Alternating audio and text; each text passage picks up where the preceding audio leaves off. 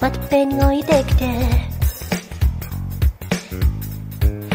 数えきれないよ。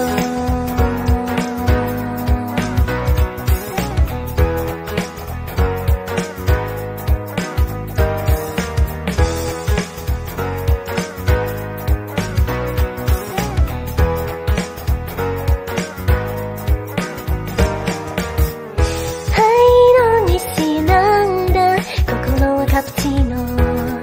みたいな色して言い訳はい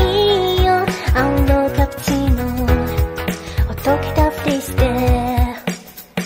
さあ太陽に雨流れ僕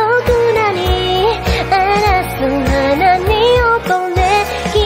が汗ないような思い出をどうか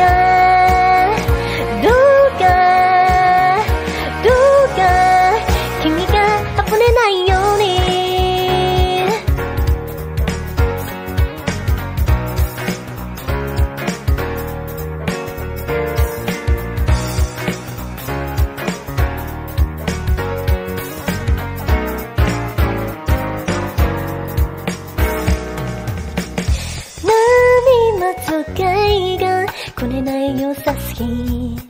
窓に反射して8月のレシピ潮騒待ちぼけ海風ひとって夏も酔いだ花の白さよ色雨中の夜に溺れ誰も汗ないような花一つどうか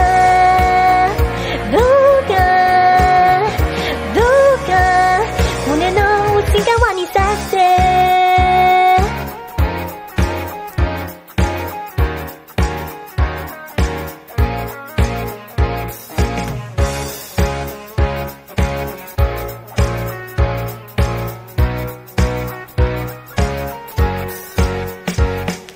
ずっとおかしいんだ